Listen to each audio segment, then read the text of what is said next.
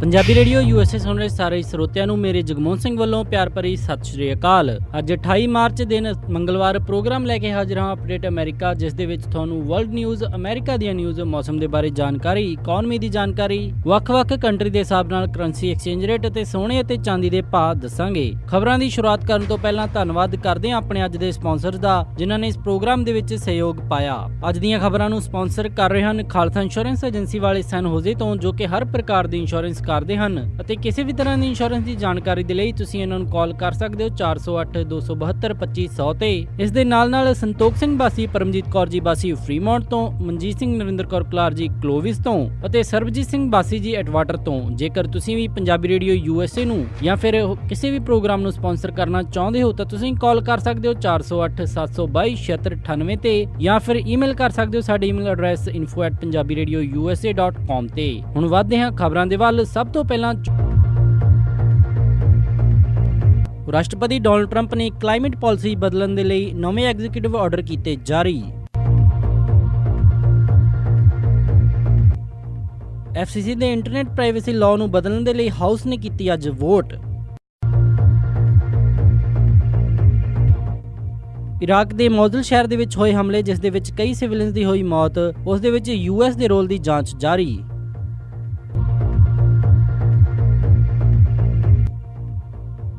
Michigan ਦੇ Flint ਸ਼ਹਿਰ ਦੇ ਵਿੱਚ ਸੈਟਲਮੈਂਟ ਦੇ ਤਹਿਤ ਹਜ਼ਾਰਾਂ ਪਾਣੀ ਦੀਆਂ ਪਾਈਪਸ ਬਦਲੀਆਂ ਜਾਣਗੀਆਂ। ਸੁਪਰੀਮ ਕੋਰਟ ਦੇ ਨੋਮੀਨੀ ਲਈ senate confirmation vote 7 Republican party ਦੇ ਡੇਵਿਨ ਨੰਸ ਨੇ ਕਿਹਾ ਕਿ ਉਹ ਰਸ਼ੀਆ ਮਾਮਲੇ ਦੇ ਵਿੱਚ ਹੋ ਰਹੀ ਇਨਕੁਆਇਰੀ ਨੂੰ ਲੀਡ ਕਰਦੇ ਰਹਿਣਗੇ। ਹੁਣ ਖਬਰਾਂ ਵਿਸਤਾਰ ਦੇ ਨਾਲ।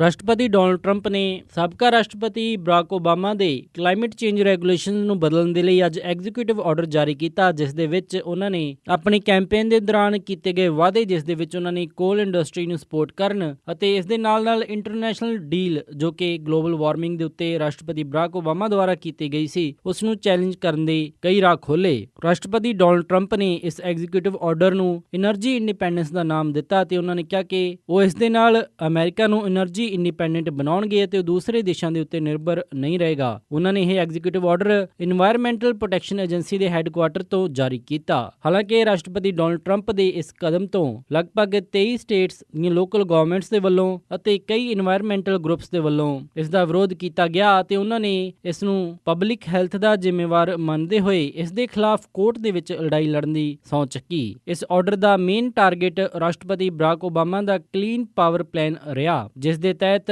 ਵੱਖ-ਵੱਖ ਸਟੇਟਸ ਨੂੰ ਉਹਨਾਂ ਸਟੇਟਸ ਦੇ ਵਿੱਚ ਚੱਲ ਰਹੇ ਪਾਵਰ ਪਲਾਂਟਸ ਦੇ ਵਿੱਚੋਂ ਕਾਰਬਨ ਐਮਿਸ਼ਨ ਨੂੰ ਘੱਟ ਕਰਨਾ ਸੀ, ਜੋ ਕਿ ਪੈਰਿਸ ਦੇ ਵਿੱਚ 2015 ਦੇ ਵਿੱਚ ਹੋਈ 200 ਦੇਸ਼ਾਂ ਦੀ ਸੰਧੀ ਦੇ ਤਹਿਤ ਆਪਣੇ ਮੁਲਕ ਦੇ ਵਿੱਚੋਂ ਕਾਰਬਨ ਐਮਿਸ਼ਨ ਨੂੰ ਘੱਟ ਕਿਸ ਤਰ੍ਹਾਂ ਕੀਤਾ ਜਾਏ, ਉਸ ਦੇ ਤਹਿਤ ਇੱਕ ਕਦਮ ਸੀ। ਰਾਸ਼ਟਰਪਤੀ ਡੋਨਲਡ ਟਰੰਪ ਨੇ ਬੋਲਦੇ ਹੋਏ ਕਿਹਾ ਕਿ ਉਹ ਇੱਕ ਵੱਡਾ ਇਤਿਹਾਸਿਕ ਕਦਮ ਚੱਕਣ ਜਾ ਰਹੇ ਹਨ, ਜਿਸ ਦੇ ਨਾਲ ਅਮਰੀਕਨ એનર્ਜੀ ਤੇ ਲੱਗੀਆਂ ਹੋਈਆਂ ਸਾਰੀਆਂ ਰਿਸਟ੍ਰਿਕਸ਼ਨਸ ਬੰਦ ਹੋ ਜਾਣਗੀਆਂ ਅਤੇ ਇਸ ਦੇ ਨਾਲ ਜੌਬ ਕਿਲਿੰਗ ਰੈਗੂਲੇਸ਼ਨਸ, ਜੋ ਕਿ ਸਾਬਕਾ ਰਾਸ਼ਟਰਪਤੀ ਦੁਆਰਾ ਲਾਈਆਂ ਗਈਆਂ ਸੀ, ਉਹਨਾਂ ਨੂੰ ਕੈਂਸਲ ਕਰ ਦਿੱਤਾ ਜਾਏਗਾ। ਐਗਜ਼ੀਕਿਊਟਿਵ ਆਰਡਰ ਜਾਰੀ ਕਰਦੇ ਹੋਏ ਉਸ ਸਮੇਂ ਕਮਰੇ ਦੇ ਵਿੱਚ ਕੋਲ ਮਾਈਨਰਜ਼, ਕੋਲ ਕੰਪਨੀ ਦੇ ਐਗਜ਼ੀਕਿਊਟਿਵਜ਼ ਅਤੇ ਹੋਰ ਕਈ ਇੰਡਸਟਰੀ ਗਰੁੱਪ ਦਾ ਸਟਾਫ ਮੌਜੂਦ ਸੀ। ਕੈਂਟਕੀ ਦੇ ਕੋਲ ਐਸੋਸੀਏਸ਼ਨ ਪ੍ਰੈਜ਼ੀਡੈਂਟ ਟਾਇਲਰ ਵਾਈਟ ਨੇ ਬੋਲਦੇ ਹੋਏ ਕਿਹਾ ਕਿ ਉਹ ਇਹ ਨਹੀਂ ਕਹਿ ਸਕਦੇ ਕਿ ਇਸ ਆਰਡਰ ਦੇ ਨਾਲ ਕਿੰਨੀਆਂ ਜੌਬਸ ਕ੍ਰੀਏਟ ਹੋਣਗੀਆਂ, ਪਰ ਉਹਨਾਂ ਨੇ ਕਿਹਾ ਕਿ ਇਸ ਦੇ ਨਾਲ ਸਰਕਾਰ ਦੀ ਕਮਿਟਮੈਂਟ ਕੋਲ ਇੰਡਸਟਰੀ ਦੇ ਪ੍ਰਤੀ ਸਾਫ਼ ਦਿਖਾਈ ਦਿੰਦੀ ਹੈ। ਹਾਲਾਂਕਿ ਇਸ ਡੀਲ ਦੇ ਤਹਿਤ ਸਿੱਧੇ ਪੈਰਿਸ ਡੀਲ ਨੂੰ ਐਡਰੈਸ ਨਹੀਂ ਕੀਤਾ ਗਿਆ। ਹਾਊਸ ਦੇ ਵਿੱਚ ਅੱਜ ਆਨਲਾਈਨ ਪ੍ਰਾਈਵੇਸੀ ਪ੍ਰੋਟੈਕਸ਼ਨ ਨੂੰ ਲੈ ਕੇ VOTING ਹੋਈ, ਜਿਸ ਦੇ ਵਿੱਚ ਰਿਪਬਲਿਕਨ ਡੋਮੀਨੇਟਿਡ ਕਾਂਗਰਸ ਦੇ ਵਿੱਚ ਇੰਟਰਨੈਟ ਪ੍ਰਾਈਵੇਸੀ ਦੇ ਉੱਤੇ ਵੋਟ ਕੀਤੀ ਗਈ। ਪਾਰਟੀ ਲਾਈਨ ਦੇ ਉੱਤੇ ਹੋਈ ਇਸ ਵੋਟ ਦੇ ਤਹਿਤ ਰਿਪਬਲਿਕਨ ਪਾਰਟੀ ਨੇ ਇੰਟਰਨੈਟ ਸਰਵਿਸ ਪ੍ਰੋਵਾਈਡਰਸ ਜਿਵੇਂ ਕਿ ਵਰਾਈਜ਼ਨ, AT&T, ਕੌਮਕਾਸਟ, ਇਹਨਾਂ ਸਾਰਿਆਂ ਨੂੰ ਉਹਨਾਂ ਦੇ ਕੰਜ਼ਿਊਮਰ ਦੀ ਇੰਟਰਨੈਟ ਹਿਸਟਰੀ, ਜਿਸ ਦੇ ਵਿੱਚ ਬਰਾਊਜ਼ਿੰਗ ਹੈਬਿਟਸ, ਐਪ ਦੀ ਵਰਤੋਂ ਅਤੇ ਉਸ ਦੀ ਹਿਸਟਰੀ, ਇਸ ਦੇ ਨਾਲ ਉਹਨਾਂ ਦੀ ਲੋਕੇਸ਼ਨ ਅਤੇ ਸੋਸ਼ਲ ਸਿਕਿਉਰਿਟੀ ਨੰਬਰ ਆਪਣੀ ਮਾਰਕੀਟਿੰਗ ਮੁਤਾਬਿਕ ਵੇਚਣ ਦੀ ਆਜ਼ਾਦੀ ਦੇ ਦਿੱਤੀ ਹੈ। ਇਸ ਬਿੱਲ ਦੇ ਉੱਤੇ ਸੈਨੇਟ ਪਹਿਲਾਂ ਹੀ ਵੋਟ ਕਰ ਚੁੱਕੀ ਸੀ।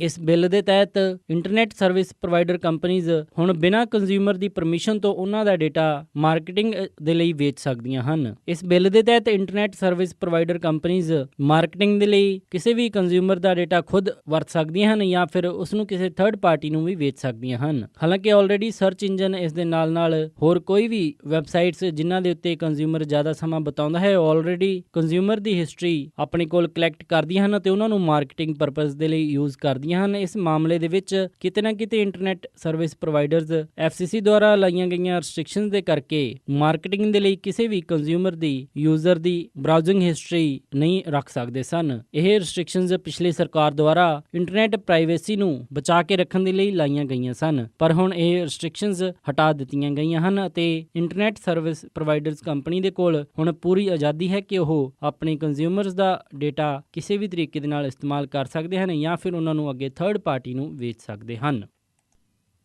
ਇਰਾਕ ਦੇ ਮੋਸੂਲ ਸ਼ਹਿਰ ਦੇ ਵਿੱਚ ਹੋਏ ਬਲਾਸਟ ਦੇ ਵਿੱਚ, ਜਿਸ ਦੇ ਵਿੱਚ ਕਈ ਸਿਵਲਿਅਨਸ ਦੀ ਮੌਤ ਹੋਈ, ਉਸ ਮਾਮਲੇ ਦੇ ਵਿੱਚ ਇੱਕ ਸੀਨੀਅਰ US ਕਮਾਂਡਰ ਨੇ ਇਰਾਕ ਦੇ ਵਿੱਚ ਇਹ ਮੰਨਿਆ ਹੈ ਕਿ US ਦੁਆਰਾ ਲੀਡ ਕੀਤੀ ਜਾ ਰਹੀ ਇਸ ਕੋalition ਦੇ ਵਿੱਚ US ਦੀ ਇਸ ਅਟੈਕ ਦੇ ਵਿੱਚ ਕਿਤੇ ਨਾ ਕਿਤੇ ਭਾਗੀਦਾਰੀ ਰਹੀ ਅਤੇ ਉਹ ਜ਼ਿੰਮੇਵਾਰ ਵੀ ਹਨ, ਪਰ ਹੋਈਆਂ ਇਹਨਾਂ ਮੌਤਾਂ ਦੇ ਕਾਫੀ ਹੱਦ ਤੱਕ ਜ਼ਿੰਮੇਵਾਰ ਇਸਲਾਮਿਕ ਸਟੇਟ ਵੀ ਹੈ। ਇਹ ਬਿਆਨ ਸੀਨੀਅਰ US ਕਮਾਂਡਰ ਨੇ ਇਰਾਕ ਦੇ ਵਿੱਚ ਦਿੱਤਾ। ਜਿੱਥੇ ਕਿ ਇਸ ਮਾਮਲੇ ਦੇ ਵਿੱਚ ਜਾਂਚ ਅੱਗੇ ਵਧ ਰਹੀ ਹੈ, ਉੱਥੇ ਹੀ ਲੈਫਟੀਨੈਂਟ ਜਨਰਲ ਸਟੀਫਨ ਟਾਊਨਸੈਂਡ ਨੇ ਪੂਰੀ ਤਰੀਕੇ ਦੇ ਨਾਲ US ਦੇ ਬਿਹੇਵੀਅਰ ਨੂੰ ਇਸ ਪੂਰੇ ਮਾਮਲੇ ਦੇ ਵਿੱਚ ਡਿਫੈਂਡ ਕੀਤਾ ਅਤੇ ਉਹਨਾਂ ਨੇ ਕਿਹਾ ਕਿ US ISIS ਦੇ ਨਾਲ ਇੱਕ ਵੱਡੀ ਲੜਾਈ ਲੜ ਰਿਹਾ ਹੈ। ਉਹਨਾਂ ਨੇ ਕਿਹਾ ਕਿ ਕੈਜੂਅਲਟੀਜ਼ ਕਈ ਵਾਰ ਕਿਸੇ ਵੀ ਯੁੱਧ ਦੇ ਵਿੱਚ ਐਕਸਪੈਕਟ ਕੀਤੀਆਂ ਜਾਂਦੀਆਂ ਹਨ ਅਤੇ ਇਸ ਯੁੱਧ ਦੇ ਦੌਰਾਨ ਸੈਨਿਕ ਵੀ ਮਰਦੇ ਹਨ ਅਤੇ ਕਈ ਵਾਰ ਸਿਵਿਲੀਅਨਸ ਦੀ ਮੌਤ ਹੋ ਜਾਂਦੀ ਹੈ। ਉਹਨਾਂ ਨੇ ਕਿਹਾ ਕਿ ਆਪਣੇ 34 ਸਾਲ ਦੇ ਮਿਲਟਰੀ ਇਤਿਹਾਸ ਦੇ ਵਿੱਚ ਉਹਨਾਂ ਨੇ ਪਹਿਲੀ ਵਾਰੀ ਇੰਨਾ ਕਲੋਜ਼ ਕੰਬੈਟ ਦੇਖਿਆ ਹੈ ਤੇ ਜਿੱਥੇ ਕਿ ISIS ਦੇ ਅੱਤਵਾਦੀ ਕਾਫੀ ਵੱਡਾ ਚੈਲੰਜ ਮੋਸੂਲ ਸ਼ਹਿਰ ਦੇ ਵਿੱਚ ਆਰਮੀ ਨੂੰ ਪੇਸ਼ ਕਰ ਰਹੇ ਹਨ। ਉਹਨਾਂ ਨੇ ਕਿਹਾ ਕਿ ਲੰਬੀ ਚੱਲੀ ਆ ਰਹੀ ਇਸ ਜੰਗ ਦੇ ਵਿੱਚ ਨਾ ਹੀ ਤਾਂ ਉਹ ਸਿਵਿਲੀਅਨਸ ਦੀ ਕੇਅਰ ਕਰਨਾ ਭੁੱਲੇ ਹਨ ਅਤੇ ਨਾ ਹੀ ਉਹਨਾਂ ਨੂੰ ਬਚਾਉਣਾ ਵੀ ਭੁੱਲੇ ਹਨ। 200 ਤੋਂ ਵੀ ਜ਼ਿਆਦਾ ਹੋਈਆਂ ਸਿਵਿਲੀਅਨਸ ਦੀ ਮੌਤ ਦੇ ਵਿੱਚ ਜਾਂਚ ਦਾ ਸਭ ਤੋਂ ਵੱਡਾ ਵਿਸ਼ੇ ਇਹ ਹੈ ਕਿ ਉਹਨਾਂ ਬਿਲਡਿੰਗਸ ਦੇ ਵਿੱਚ ਜੋ ਕਿ ਬਲਾਸਟ ਦੇ ਦੁਆਰਾ ਖਤਮ ਹੋਈਆਂ ਉਹ ਇਸਲਾਮਿਕ ਸਟੇਟ ਦੇ ਦੁਆਰਾ ਵਿਸਫੋਟ ਕੀਤਾ ਗਿਆ ਸੀ ਜਾਂ ਫਿਰ US ਆਰਮੀ ਦੇ ਦੁਆਰਾ ਇਹ ਵਿਸਫੋਟ ਕੀਤੇ ਗਏ ਸਨ। ਪੈਂਟਾਗਨ ਨੂੰ ਭੇਜੀ ਇੱਕ ਰਿਪੋਰਟ ਦੇ ਵਿੱਚ ਟਾਊਨਸੈਂਡ ਨੇ ਦੱਸਿਆ ਕਿ ਉਹਨਾਂ ਨੂੰ ਅਰਲੀ ਅਸੈਸਮੈਂਟ ਦੇ ਵਿੱਚ ਇਹ ਲੱਗਿਆ ਸੀ ਕਿ ਇਸ ਦੇ ਵਿੱਚ US ਦੀ ਗਲਤੀ ਹੈ, ਪਰ ਹੁਣ ਉਹ ਕਲੀਅਰ ਨਹੀਂ ਹਨ ਕਿ ਇਸ ਨੂੰ ISIS ਨੇ ਅੰਜਾਮ ਦਿੱਤਾ ਜਾਂ ਫਿਰ ਇਹ US ਫੋਰਸਸ ਤੋਂ ਗਲਤੀ ਹੋਈ। ਇਰਾਕ ਦੇ ਵਿੱਚ US ਦੇ ਤਕਰੀਬਨ 5200 ਟਰੂਪਸ ਹਨ ਅਤੇ ਆਫੀਸ਼ੀਅਲ ਦੇ ਮੁਤਾਬਿਕ 300 ਟਰੂਪਸ ਦੀ ਟੁਕੜੀ ਟੈਂਪਰੇਰੀ ਡਿਪਲੋਇਮੈਂਟ ਦੇ ਲਈ ਹੋਰ ਵੀ ਭੇਜੀ ਗਈ ਹੈ। ਮਿਸ਼ੀਗਨ ਦੇ ਸ਼ਹਿਰ ਫਲਿੰਟ ਦੇ ਵਿੱਚ ਪਿਛਲੇ ਸਾਲ ਕਾਫੀ ਲੰਬੇ ਚੱਲੇ ਪਾਣੀ ਕ੍ਰਾਈਸਿਸ ਤੋਂ ਬਾਅਦ ਦੇ ਵਿੱਚ ਹੁਣ ਹੋਈ ਸੈਟਲਮੈਂਟ ਦੇ ਤਹਿਤ ਮਿਸ਼ੀਗਨ ਦੇ ਵਿੱਚ ਵਾਟਰ ਲਾਈਨਸ ਨੂੰ ਜੋ ਕਿ ਤਕਰੀਬਨ 18,000 ਘਰਾਂ ਨੂੰ ਸਰਵ ਕਰਦੀਆਂ ਹਨ, ਉਹਨਾਂ ਨੂੰ ਅਗਲੇ 3 ਸਾਲਾਂ ਦੇ ਅੰਦਰ ਬਦਲਿਆ ਜਾਵੇਗਾ। ਇਹ ਸੈਟਲਮੈਂਟ US ਜੱਜ ਦੁਆਰਾ ਅਪਰੂਵ ਕੀਤੀ ਗਈ, ਜਿਸ ਦੇ ਵਿੱਚ ਕਿ 2015 ਦੇ ਵਿੱਚ ਤਕਰੀਬਨ ਫਲਿੰਟ ਸ਼ਹਿਰ ਦੇ ਕਾਫੀ ਘਰਾਂ ਨੂੰ ਖਰਾਬ ਪੀਣ ਦਾ ਪਾਣੀ ਮੁਹੱਈਆ ਕਰਵਾਇਆ ਗਿਆ। ਇਸ ਪੂਰੀ ਸੈਟਲਮੈਂਟ ਦੇ ਵਿੱਚ ਸਟੇਟ ਤਕਰੀਬਨ $87 ਮਿਲੀਅਨ ਪੇ ਕਰੇਗੀ, ਜੋ ਕਿ 2020 ਤੱਕ ਇਹ ਪੂਰਾ ਪ੍ਰੋਜੈਕਟ ਚੱਲੇਗਾ। ਇਸ ਦੇ ਨਾਲ $10 ਮਿਲੀਅਨ ਰਿਜ਼ਰਵ ਦੇ ਤੌਰ ਦੇ ਤੇ ਵੀ ਰੱਖੇ ਜਾਣਗੇ। ਇਸ ਪੂਰੇ ਫਲਿੰਟ ਵਾਟਰ ਕ੍ਰਾਈਸਿਸ ਦੇ ਵਿੱਚ ਦਰਜਨ ਤੋਂ ਵੀ ਵੱਧ ਲਾਸੂਟ ਅਤੇ ਕ੍ਰਿਮੀਨਲ ਚਾਰजेस ਸਾਬਕਾ ਗਵਰਨਮੈਂਟ ਆਫੀਸ਼ੀਅਲਸ ਦੇ ਖਿਲਾਫ ਕੀਤੇ ਗਏ। US ਡਿਸਟ੍ਰਿਕਟ ਜੱਜ ਡੇਵਿਡ ਲਾਸਨ ਨੇ ਇਸ ਸੈਟਲਮੈਂਟ ਨੂੰ ਫੇਅਰ ਅਤੇ ਰੀਜ਼ਨੇਬਲ ਦੱਸਦੇ ਹੋਏ ਕਿਹਾ ਕਿ ਇਹ ਪਬਲਿਕ ਹਿੱਤ ਦੇ ਵਿੱਚ ਹੈ। ਇਹ settlement concerned pastors of social action ਦੁਆਰਾ ਕੀਤੇ ਗਏ ਲਾਸੂਟ ਦੇ ਤਹਿਤ ਹੋਈ। ਇਸ ਦੇ ਵਿੱਚ ਉਹਨਾਂ ਦਾ ਸਾਥ ਨੈਚੁਰਲ ਰਿਸੋਰਸਿਸ ਡਿਫੈਂਸ ਕਾਉਂਸਲ ਅਤੇ ਅਮਰੀਕਨ ਸਿਵਲ ਲਿਬਰਟੀਜ਼ ਯੂਨੀਅਨ ਅਤੇ ਇਸ ਦੇ ਨਾਲ ਫਲਿੰਟ ਰੈਜ਼ੀਡੈਂਟ ਨੇ ਵੀ ਉਹਨਾਂ ਦਾ ਸਾਥ ਦਿੱਤਾ।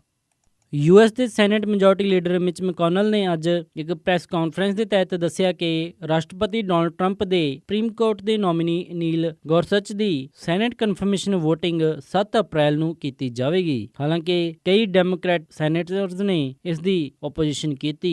ਮੈਜੋਰਟੀ ਲੀਡਰ ਮੈਕੋਨਲ ਨੇ ਦੱਸਿਆ ਕਿ ਇਹ ਕਨਫਰਮੇਸ਼ਨ ਵੋਟਿੰਗ ਅਗਲੇ ਹਫ਼ਤੇ ਫਲੋਰ ਦੇ ਉੱਤੇ ਆਵੇਗੀ, ਜੋ ਕਿ ਸੈਨੇਟ ਜੁਡੀਸ਼ਰੀ ਕਮੇਟੀ ਨੇ ਇਸ ਦੀ ਮਨਜ਼ੂਰੀ ਸੋਮਵਾਰ ਨੂੰ ਦੇ ਦਿੱਤੀ ਹੈ। ਅਤੇ ਇਸ ਦੇ ਨਾਲ ਐਡ ਕਰਦੇ ਹੋਏ ਉਹਨਾਂ ਨੇ ਕਿਹਾ ਕਿ ਜੱਜ ਨੀਲ ਗੋਰਸਚ ਅਗਲੇ ਸ਼ੁੱਕਰਵਾਰ ਤੱਕ ਸੁਪਰੀਮ ਕੋਰਟ ਦੇ ਜੱਜ ਵੱਲੋਂ ਕਨਫਰਮ ਹੋ ਜਾਣਗੇ। ਸੈਨੇਟ ਰਿਪਬਲਿਕਨਸ ਲਗਾਤਾਰ ਡੈਮੋਕ੍ਰੈਟਿਕ ਪਾਰਟੀ ਦੇ ਸੈਨੇਟਰਸ ਦੇ ਉੱਤੇ ਪ੍ਰੈਸ਼ਰ ਪਾ ਰਹੇ ਹਨ ਕਿ ਉਹ ਕੋਲੋਰਾਡੋ ਤੋਂ ਕੋਰਟ ਜੱਜ ਗੋਰਸਚ ਦੀ ਇਸ ਕਨਫਰਮੇਸ਼ਨ ਦੇ ਵਿੱਚ ਸਾਥ ਦੇਣ, ਨਹੀਂ ਤਾਂ ਹੋ ਸਕਦਾ ਹੈ ਮੈਜੋਰਟੀ ਲੀਡਰ ਮੈਕੋਨਲ ਨੂੰ ਸੈਨੇਟ ਰੂਲਸ ਦੇ ਵਿੱਚ ਕੁਝ ਬਦਲਾਵ ਕਰਨੇ ਪੈਣ। ਹਜੇ ਤੱਕ 48 ਦੇ ਵਿੱਚੋਂ ਤਕਰੀਬਨ 26 ਡੈਮੋਕ੍ਰੈਟਿਕ ਸੈਨੇਟਰਸ ਨੇ ਪਬਲਿਕਲੀ ਜੱਜ ਗੋਰਸਚ ਦੀ ਵਿਰੋਧ ਕਰਨ ਦੀ ਅਨਾਉਂਸਮੈਂਟ ਕੀਤੀ ਹੈ ਅਤੇ ਇਹਨਾਂ ਦੇ ਵਿੱਚੋਂ ਕਈ ਸੈਨੇਟਰਸ ਕਨਫਰਮੇਸ਼ਨ ਵੋਟ ਨੂੰ ਬਲੌਕ ਕਰਨ ਦੀ ਤਿਆਰੀ ਕਰ ਰਹੇ ਹਨ। ਇੱਕ ਪ੍ਰੋਸੀਜਰਲ ਹਰਡਲ ਜਿਸ ਨੂੰ ਕਿ ਫਿਲੀਬਸਟਰ ਕਹਿੰਦੇ ਹਨ, ਉਸ ਦੇ ਤਹਿਤ ਉਹ ਕਨਫਰਮੇਸ਼ਨ ਵੋਟ ਨੂੰ ਰੋਕਣ ਦੀ ਤਿਆਰੀ ਕਰ ਰਹੇ ਹਨ। ਜੇਕਰ ਫਿਲੀਬਸਟਰ ਨੂੰ ਰੋਕਣਾ ਹੈ ਤਾਂ ਸੈਨੇਟ ਦੇ ਵਿੱਚ ਤਕਰੀਬਨ 100 ਚੋਂ 60 ਵੋਟਾਂ ਚਾਹੀਦੀਆਂ ਹਨ ਤਾਂ ਕਿ ਉਹ ਕਨਫਰਮੇਸ਼ਨ ਵੋਟ ਨੂੰ ਕੋਈ ਨਾ ਰੋਕ ਸਕੇ। ਸੈਨੇਟਰ ਰਿਪਬਲਿਕਨਸ ਦਾ ਕਹਿਣਾ ਹੈ ਕਿ ਜੇਕਰ ਡੈਮੋਕ੍ਰੈਟਿਕ ਪਾਰਟੀ ਵਾਲੇ ਇਸੇ ਤਰ੍ਹਾਂ ਇਸ ਕਨਫਰਮੇਸ਼ਨ ਵੋਟ ਨੂੰ ਬਲੌਕ ਕਰਨ ਤੇ ਤੁਲੇ ਰਹੇ ਤਾਂ ਮੈਜੋਰਟੀ ਲੀਡਰ ਮੈਕੋਨਲ ਨੂੰ ਕਈ ਰੂਲ ਬਦਲਣੇ ਪੈਣਗੇ। ਹਾਲਾਂਕਿ ਉਹਨਾਂ ਨੇ ਇਹ ਸਾਫ਼ ਨਹੀਂ ਕੀਤਾ ਕਿ ਉਹ ਰੂਲ ਕਿਹੜੇ ਹੋਣਗੇ ਜੋ ਕਿ ਬਦਲੇ ਜਾਣਗੇ। ਡੈਮੋਕ੍ਰੈਟਿਕ ਪਾਰਟੀ ਦੇ ਸੈਨੇਟ ਲੀਡਰ ਚੱਕ ਸ਼ੂਮਰ ਨੇ ਇਸ ਦੇ ਉੱਤੇ ਕੁਝ ਖਾਸ ਅਪਡੇਟ ਨਹੀਂ ਦਿੱਤੀ। ਹਾਊਸ ਇੰਟੈਲੀਜੈਂਸ ਕਮੇਟੀ ਦੇ ਰਿਪਬਲਿਕਨ ਚੇਅਰਮੈਨ ਡੇਵਿਡ ਨੰਜ਼ ਨੇ ਕਿਹਾ ਕਿ ਉਹ ਰਸ਼ੀਆ ਮਾਮਲੇ ਦੇ ਵਿੱਚ, ਜੋ ਕਿ ਪ੍ਰੈਜ਼ੀਡੈਂਸ਼ੀਅਲ ਇਲੈਕਸ਼ਨ ਦੇ ਵਿੱਚ ਰਸ਼ੀਆ ਦਾ ਰੋਲ ਰਿਹਾ, ਉਸ ਦੇ ਵਿੱਚ ਜਾਂਚ ਕਮੇਟੀ ਦੇ ਵਿੱਚ ਲੀਡ ਕਰਦੇ ਰਹਿਣਗੇ। ਉਹਨਾਂ ਨੇ ਕਿਹਾ ਕਿ ਡੈਮੋਕ੍ਰੈਟਿਕ ਪਾਰਟੀ ਦੇ ਵੱਲੋਂ ਲਗਾਤਾਰ ਲੱਗ ਰਹੇ ਇਲਜ਼ਾਮਾਂ ਤੋਂ ਬਾਅਦ ਵੀ ਉਹ ਹਾਊਸ ਇਨਵੈਸਟੀਗੇਸ਼ਨ ਕਮੇਟੀ ਦੇ ਚੇਅਰਮੈਨ ਬਣੇ ਰਹਿਣਗੇ। ਕੈਲੀਫੋਰਨੀਆ ਤੋਂ ਰਿਪਰੈਜ਼ੈਂਟੇਟਿਵ ਐਡਮ ਬੀ ਸ਼ਿਫ ਦਾ ਕਹਿਣਾ ਹੈ ਕਿ ਡੇਵਿਡ ਨੰਜ਼ ਰਾਸ਼ਟਰਪਤੀ ਡੋਨਲਡ ਟਰੰਪ ਦੇ ਕਾਫੀ ਜ਼ਿਆਦਾ ਨਜ਼ਦੀਕ ਹਨ ਤੇ ਉਹਨਾਂ ਨੂੰ ਸ਼ੱਕ ਹੈ ਕਿ ਉਹ ਉਹਨਾਂ ਦੇ ਉੱਤੇ ਚੱਲ ਰਹੀ ਇਨਕੁਆਇਰੀ ਦੇ ਵਿੱਚ ਪਾਰਦਰਸ਼ਤਾ ਨਾ ਵਰਤਦੇ ਹੋਏ ਉਹਨਾਂ ਦਾ ਪੱਖ ਲੈਣਗੇ। ਹਾਊਸ ਸਪੀਕਰ ਪੌਲ ਰਾਇਨ, ਜਿਨ੍ਹਾਂ ਦੀ ਕੁੱਲ ਕੇ ਇਹ ਅਧਿਕਾਰ ਹੈ ਕਿ ਉਹ ਹਾਊਸ ਇੰਟੈਲੀਜੈਂਸ ਕਮੇਟੀ ਦੇ ਚੇਅਰਮੈਨ ਨੂੰ ਹਟਾ ਸਕਦੇ ਹਨ, ਉਹਨਾਂ ਨੇ ਕਿਹਾ ਹੈ ਕਿ ਉਹਨਾਂ ਨੂੰ ਕੋਈ ਵੀ ਇਹੋ ਜਿਹਾ ਕਾਰਨ ਨਹੀਂ ਦਿਸਦਾ ਜਿਸ ਦੇ ਵਿੱਚ ਉਹ ਡੇਵਿਡ ਨੰਜ਼ ਨੂੰ ਹਾਊਸ ਇਨਵੈਸਟੀਗੇਸ਼ਨ ਕਮੇਟੀ ਦੇ ਚੇਅਰਮੈਨ ਤੋਂ ਹਟਾ ਦੇਣ। ਪਿਛਲੇ ਹਫ਼ਤੇ ਹਾਊਸ ਸਪੀਕਰ ਪੌਲ ਰਾਇਨ ਨੂੰ ਦਿੱਤੀ ਇਨਫੋਰਮੇਸ਼ਨ ਦੇ ਵਿੱਚ ਹਾਊਸ ਇੰਟੈਲੀਜੈਂਸ ਕਮੇਟੀ ਦੇ ਚੇਅਰਮੈਨ ਡੇਵਿਡ ਨੰਜ਼ ਨੇ ਦੱਸਿਆ ਸੀ ਕਿ ਰਾਸ਼ਟਰਪਤੀ ਡੋਨਲਡ ਟਰੰਪ ਦੀ ਟੀਮ ਦੇ ਕਈ ਮੈਂਬਰ ਲੀਗਲ ਸਰਵੇਲੈਂਸ ਦੇ ਵਿੱਚ ਆ ਗਏ, ਜਿਸ ਦੇ ਵਿੱਚ ਉਹਨਾਂ ਦੀ ਗੱਲਬਾਤ ਰਸ਼ੀਆ ਦੇ ਆਫੀਸ਼ੀਅਲਸ ਦੇ ਨਾਲ ਫੜੀ ਗਈ। ਵਾਈਟ ਹਾਊਸ ਦੇ ਪ੍ਰੈਸ ਪ੍ਰਵਕਤਾ ਸ਼ੌਨ ਸਪਾਈਸਰ ਨੇ ਕਿਹਾ ਹੈ ਕਿ ਇਹੋ ਜਿਹੀਆਂ ਕੋਈ ਵੀ ਰਿਪੋਰਟਸ 100% ਗਲਤ ਹਨ ਅਤੇ ਰਾਸ਼ਟਰਪਤੀ ਡੋਨਲਡ ਟਰੰਪ ਦੇ ਕੈਂਪੇਨ ਦੇ ਕਿਸੇ ਵੀ ਮੈਂਬਰ ਦੀ ਰਸ਼ੀਅਨ ਆਫੀਸ਼ੀਅਲ ਦੇ ਨਾਲ ਕਿਸੇ ਵੀ ਤਰ੍ਹਾਂ ਦੀ ਕੋਈ ਗੱਲਬਾਤ ਨਹੀਂ ਹੋਈ। ਹਾਲਾਂਕਿ ਇਸ ਮੁੱਦੇ ਦੇ ਉੱਤੇ ਹੁਣ ਜਾਂਚ ਚੱਲ ਰਹੀ ਹੈ ਤੇ ਡੇਵਿਡ ਨੰਜ਼ ਨੇ FBI ਦੇ ਡਾਇਰੈਕਟਰ ਨੂੰ ਵੀ ਹੀਅਰਿੰਗ ਦੇ ਲਈ ਸੱਦਿਆ ਹੈ। ਭਾਵੇਂ ਕਿ ਰਿਪਬਲਿਕਨ ਪਾਰਟੀ ਹਾਊਸ ਦੇ ਵਿੱਚ ਓਬਾਮਾ ਕੇਅਰ ਨੂੰ ਰੀਪੀਲ ਅਤੇ ਰਿਪਲੇਸ ਕਰਨ ਵਾਲਾ ਬਿੱਲ ਨਹੀਂ ਲਿਆ ਸਕੀ, ਪਰ ਰਿਪਬਲਿਕਨ ਪਾਰਟੀ ਦੇ ਲੀਡਰਸ ਨੇ ਕਿਹਾ ਹੈ ਕਿ ਉਹ ਹਜੇ ਵੀ ਓਬਾਮਾ ਕੇਅਰ ਨੂੰ ਰਿਪਲੇਸ ਕਰਨ ਦੀ ਤਿਆਰੀ ਕਰ ਰਹੇ ਹਨ ਅਤੇ ਕਿਸੇ ਨਾ ਕਿਸੇ ਤਰੀਕੇ ਦੇ ਨਾਲ ਉਹ ਵਾਈਟ ਹਾਊਸ ਦੀ ਮਦਦ ਦੇ ਨਾਲ ਦੁਬਾਰਾ ਫਿਰ ਇਹੋ ਜਿਹਾ ਬਿੱਲ ਲੈ ਕੇ ਆਉਣਗੇ ਜੋ ਕਿ ਓਬਾਮਾ ਕੇਅਰ ਨੂੰ ਰੀਪੀਲ ਅਤੇ ਰਿਪਲੇਸ ਕਰੇਗਾ। ਉਹਨਾਂ ਨੇ ਕਿਹਾ ਕਿ ਹੁਣ ਉਹ ਪਹਿਲਾਂ ਨਾਲੋਂ ਵੀ ਸਟਰੋਂਗ ਹੋ ਚੁੱਕੇ ਹਨ ਅਤੇ ਹਾਊਸ ਸਪੀਕਰ ਪੌਲ ਰਾਇਨ ਨੇ ਵੀ ਕਿਹਾ ਹੈ ਕਿ ਉਹ ਬਿਲਕੁਲ ਪੂਰੀ ਤਿਆਰੀ ਕਰ ਰਹੇ ਹਨ ਕਿ ਸਹੀ ਤਰੀਕੇ ਦੇ ਨਾਲ ਇੱਕ ਵਾਰੀ ਫਿਰ ਓਬਾਮਾ ਕੇਅਰ ਨੂੰ ਰੀਪੀਲ ਅਤੇ ਰਿਪਲੇਸ ਕੀਤਾ ਜਾ ਸਕੇ। ਇਹ ਸਨ ਅੱਜ ਦੀਆਂ ਕੁਝ ਖਾਸ ਖਬਰਾਂ। ਹੁਣ ਵੱਧਦੇ ਹਾਂ ਮੌਸਮ ਦੀ ਜਾਣਕਾਰੀ ਦੇ ਵੱਲ। ਬੁੱਧਵਾਰ ਨੂੰ ਸੈਨ ਹੋਜ਼ੇ ਦੇ ਵਿੱਚ ਹਾਈ ਟੈਂਪਰੇਚਰ ਰਹੇਗਾ 74 ਡਿਗਰੀ ਅਤੇ ਰਾਤ ਨੂੰ ਲੋ ਟੈਂਪਰੇਚਰ 53 ਡਿਗਰੀ। ਸੈਨ ਫਰਾਂਸਿਸਕੋ ਦੇ ਵਿੱਚ 65 ਡਿਗਰੀ ਹਾਈ ਅਤੇ ਰਾਤ ਨੂੰ 55 ਡਿਗਰੀ ਲੋ। ਸੈਕਰਾਮੈਂਟੋ ਦੇ ਵਿੱਚ 76 ਡਿਗਰੀ ਹਾਈ ਅਤੇ ਰਾਤ ਨੂੰ 53 ਡਿਗਰੀ ਲੋ। ਯੂਬਾ ਸਿਟੀ ਦੇ ਵਿੱਚ 77 ਡਿਗਰੀ ਹਾਈ ਅਤੇ ਰਾਤ ਨੂੰ 54 ਡਿਗਰੀ ਲੋ। ਸਟਾਕਟਨ ਦੇ ਵਿੱਚ 77 ਡਿਗਰੀ ਹਾਈ ਅਤੇ ਰਾਤ ਨੂੰ 53 ਡਿਗਰੀ ਲੋ। ਟ੍ਰੇਸੀ ਦੇ ਵਿੱਚ 78 ਡਿਗਰੀ ਹਾਈ ਅਤੇ ਰਾਤ ਨੂੰ 56 ਡਿਗਰੀ ਲੋ। ਮੋਡੈਸਟੋ ਦੇ ਵਿੱਚ 78 ਡਿਗਰੀ ਹਾਈ ਅਤੇ ਰਾਤ ਨੂੰ 54 ਡਿਗਰੀ ਲੋ। ਬੇਕਰਫੀਲਡ ਦੇ ਵਿੱਚ 80 ਡਿਗਰੀ ਹਾਈ ਅਤੇ ਰਾਤ ਨੂੰ 55 ਡਿਗਰੀ ਲੋ। ਫ੍ਰੈਜ਼ਨੋ ਦੇ ਵਿੱਚ 76 ਡਿਗਰੀ ਹਾਈ ਅਤੇ ਰਾਤ ਨੂੰ 53 ਡਿਗਰੀ ਲੋ। ਲਾਸ ਐਂਜਲਸ ਦੇ ਵਿੱਚ 84 ਡਿਗਰੀ ਹਾਈ ਅਤੇ ਰਾਤ ਨੂੰ 58 ਡਿਗਰੀ ਲੋ। ਟਰਕੀ ਦੇ ਵਿੱਚ 56 ਡਿਗਰੀ ਹਾਈ ਅਤੇ ਰਾਤ ਨੂੰ 36 ਡਿਗਰੀ ਲੋ। ਸਾਊਥ ਲੇਕ ਟਾਹੋ ਦੇ ਵਿੱਚ 57 ਡਿਗਰੀ ਹਾਈ ਅਤੇ ਰਾਤ ਨੂੰ 38 ਡਿਗਰੀ ਲੋ। ਪੋਰਟਲੈਂਡ ਓਰੇਗਨ ਦੇ ਵਿੱਚ 54 ਡਿਗਰੀ ਹਾਈ ਅਤੇ ਰਾਤ ਨੂੰ 43 ਡਿਗਰੀ ਲੋ। ਸਿਐਟਲ ਦੇ ਵਿੱਚ 52 ਡਿਗਰੀ ਹਾਈ ਅਤੇ ਰਾਤ ਨੂੰ 42 ਡਿਗਰੀ ਲੋ। ਫਲੈਗਸਟਾਫ ਐਰੀਜ਼ੋਨਾ ਦੇ ਵਿੱਚ 61 ਡਿਗਰੀ ਹਾਈ ਅਤੇ ਰਾਤ ਨੂੰ 28 ਡਿਗਰੀ ਲੋ। ਸਾਲਟ ਲੇਕ ਸਿਟੀ ਯੂਟਾ ਦੇ ਵਿੱਚ 56 ਡਿਗਰੀ ਹਾਈ ਅਤੇ ਰਾਤ ਨੂੰ 44 ਡਿਗਰੀ ਲੋ। ਸ਼ਿਕਾਗੋ ਦੇ ਵਿੱਚ 46 ਡਿਗਰੀ ਹਾਈ ਅਤੇ ਰਾਤ ਨੂੰ 39 ਡਿਗਰੀ ਲੋ। ਨਿਊਯਾਰਕ ਦੇ ਵਿੱਚ 60 ਡਿਗਰੀ ਹਾਈ ਅਤੇ ਰਾਤ ਨੂੰ 36 ਡਿਗਰੀ ਲੋ। ਟੋਰਾਂਟੋ ਕੈਨੇਡਾ ਦੇ ਵਿੱਚ 7 ਡਿਗਰੀ ਸੈਲਸੀਅਸ ਹਾਈ ਅਤੇ ਰਾਤ ਨੂੰ 1 ਡਿਗਰੀ ਸੈਲਸੀਅਸ ਲੋ ਰਹੇਗਾ। ਵਿਨੀਪੈਗ ਦੇ ਵਿੱਚ 11 ਡਿਗਰੀ ਸੈਲਸੀਅਸ ਹਾਈ ਅਤੇ ਰਾਤ ਨੂੰ 4 ਡਿਗਰੀ ਸੈਲਸੀਅਸ ਲੋ। ਕੈਲਗਰੀ ਦੇ ਵਿੱਚ 12 ਡਿਗਰੀ ਸੈਲਸੀਅਸ ਹਾਈ ਅਤੇ ਰਾਤ ਨੂੰ -2 ਡਿਗਰੀ ਸੈਲਸੀਅਸ ਲੋ। ਵੈਨਕੂਵਰ ਦੇ ਵਿੱਚ 11 ਡਿਗਰੀ ਸੈਲਸੀਅਸ ਹਾਈ ਅਤੇ ਰਾਤ ਨੂੰ 4 ਡਿਗਰੀ ਸੈਲਸੀਅਸ ਲੋ। ਪੰਜਾਬ ਅੰਮ੍ਰਿਤਸਰ ਦੇ ਵਿੱਚ 37 ਡਿਗਰੀ ਸੈਲਸੀਅਸ ਹਾਈ ਅਤੇ ਰਾਤ ਨੂੰ 21 ਡਿਗਰੀ ਸੈਲਸੀਅਸ ਲੋ। ਮੈਲਬਰਨ ਆਸਟ੍ਰੇਲੀਆ ਦੇ ਵਿੱਚ 27 ਡਿਗਰੀ ਸੈਲਸੀਅਸ ਹਾਈ ਅਤੇ ਰਾਤ ਨੂੰ 10 ਡਿਗਰੀ ਸੈਲਸੀਅਸ ਲੋ ਰਹੇਗਾ। ਲੰਡਨ ਦੇ ਵਿੱਚ 15 ਡਿਗਰੀ ਸੈਲਸੀਅਸ ਹਾਈ ਅਤੇ ਰਾਤ ਨੂੰ 11 ਡਿਗਰੀ ਸੈਲਸੀਅਸ ਲੋ। ਜਰਮਨੀ ਦੇ ਵਿੱਚ 15 ਡਿਗਰੀ ਸੈਲਸੀਅਸ ਹਾਈ ਅਤੇ ਰਾਤ ਨੂੰ 9 ਡਿਗਰੀ ਸੈਲਸੀਅਸ ਲੋ। ਪੈਰਿਸ ਦੇ ਵਿੱਚ 19 ਡਿਗਰੀ ਸੈਲਸੀਅਸ ਹਾਈ ਅਤੇ ਰਾਤ ਨੂੰ 9 ਡਿਗਰੀ ਸੈਲਸੀਅਸ ਲੋ। ਇਸੇ ਮੌਸਮ ਦੀ ਜਾਣਕਾਰੀ। ਹੁਣ ਵਧਦੇ ਹਾਂ ਸਟਾਕ ਮਾਰਕੀਟ ਦੀ ਇਨਫੋਰਮੇਸ਼ਨ ਦੇ ਵੱਲ। ਮੰਗਲਵਾਰ ਨੂੰ ਕਲੋਜ਼ਿੰਗ ਦੇ ਸਮੇਂ ਡਾਓ ਜੋਨਸ 150 ਅੰਕ ਵੱਧ ਕੇ 20,701.5 ਤੇ ਬੰਦ ਹੋਇਆ। ਨੈਸਡੈਕ 34 ਅੰਕ ਵੱਧ ਕੇ 5,875.14 ਤੇ ਬੰਦ ਹੋਇਆ। S&P 16 ਅੰਕ ਵੱਧ ਕੇ 2358.57 ਤੇ ਬੰਦ ਹੋਇਆ। ਵਿਲਸ਼ਾਇਰ 5177 ਅੰਕ ਵੱਧ ਕੇ 24,531.03 ਤੇ ਬੰਦ ਹੋਇਆ। ਅੱਜ ਦਾ ਸਭ ਤੋਂ ਮਸ਼ਹੂਰ ਸਟਾਕ ਚਿਪੋਤਲੇ ਦਾ ਰਿਹਾ, ਜਿਸ ਦੀ ਕੀਮਤ 426.53 ਰਹੀ। ਕਰੰਸੀ ਐਕਸਚੇਂਜ ਰੇਟ ਦੇ ਵਿੱਚ ਇੱਕ US ਡਾਲਰ ਦੀ ਕੀਮਤ ਰਹੀ 65 ਰੁਪਏ 14 ਪੈਸੇ, ਇੱਕ ਕੈਨੇਡੀਅਨ ਡਾਲਰ ਦੀ ਕੀਮਤ ਰਹੀ 48 ਰੁਪਏ 65 ਪੈਸੇ, ਇੱਕ ਬ੍ਰਿਟਿਸ਼ ਪਾਉਂਡ ਦੀ ਕੀਮਤ ਰਹੀ 80 ਰੁਪਏ 81 ਪੈਸੇ, ਇੱਕ ਯੂਰੋ ਦੀ ਕੀਮਤ ਰਹੀ 70 ਰੁਪਏ 47 ਪੈਸੇ, ਇੱਕ ਆਸਟ੍ਰੇਲੀਅਨ ਡਾਲਰ ਦੀ ਕੀਮਤ ਰਹੀ 49 ਰੁਪਏ 80 ਪੈਸੇ, ਇੱਕ ਨਿਊਜ਼ੀਲੈਂਡ ਡਾਲਰ ਦੀ ਕੀਮਤ ਰਹੀ 45 ਰੁਪਏ 63 ਪੈਸੇ, ਇੱਕ ਸਿੰਗਾਪੁਰ ਡਾਲਰ ਦੀ ਕੀਮਤ ਰਹੀ 46 ਰੁਪਏ 62 ਪੈਸੇ, ਇੱਕ ਬਹਿਰੀਨੀ ਦਿਨਾਰ ਦੀ ਕੀਮਤ ਰਹੀ 172 ਰੁਪਏ 78 ਪੈਸੇ, ਇੱਕ ਕੁਵੈਤੀ ਦਿਨਾਰ ਦੀ ਕੀਮਤ ਰਹੀ 214 ਰੁਪਏ। ਸੋਨੇ ਦਾ ਰੇਟ $1250 4 ਸੈਂਟ ਪਰ ਆਉਂਸ ਰਿਹਾ ਤੇ ਚਾਂਦੀ $18 11 ਸੈਂਟ ਪਰ ਆਉਂਸ ਰਹੀ। ਇਸੇ ਦੇ ਨਾਲ ਅੱਜ ਦਾ ਇਹ ਖਬਰਾਂ ਦਾ ਬੁਲੇਟਿਨ ਇੱਥੇ ਹੀ ਸਮਾਪਤ ਕਰਦੇ ਹਾਂ। ਇਜਾਜ਼ਤ ਦਿਓ। ਉਮੀਦ ਹੈ ਕਿ ਤੁਹਾਨੂੰ ਅੱਜ ਦਾ ਇਹ ਬੁਲੇਟਿਨ ਪਸੰਦ ਆਇਆ ਹੋਵੇਗਾ। ਕਿਸੇ ਵੀ ਤਰ੍ਹਾਂ ਦੀ ਫੀਡਬੈਕ ਦੇ ਲਈ ਸਾਨੂੰ ਕਾਲ ਕਰ ਸਕਦੇ ਹੋ 408 272 5200 ਤੇ, ਜਾਂ ਫਿਰ ਈਮੇਲ ਕਰ ਸਕਦੇ ਹੋ ਸਾਡੇ ਈਮੇਲ ਐਡਰੈਸ info@punjabiradiousa.com ਤੇ। ਇੱਕ ਵਾਰੀ ਫਿਰ ਸਾਰੇ ਸਪਾਂਸਰ ਦਾ ਬਹੁਤ ਧੰਨਵਾਦ। ਮਿਲਦੇ ਹਾਂ ਅਪਡੇਟ ਅਮਰੀਕਾ ਦੇ ਅਗਲੇ ਅੰਕ ਵਿੱਚ। ਤਦ ਤੱਕ ਲਈ ਸਾਰਿਆਂ ਨੂੰ ਪਿਆਰ ਅਤੇ ਸਤਿਕਾਰ ਭਰੀ ਸਤਿ ਸ਼੍ਰੀ ਅਕਾਲ। ਸੁਣਦੇ ਰਹੋ ਪੰਜਾਬੀ ਰੇਡੀਓ USA।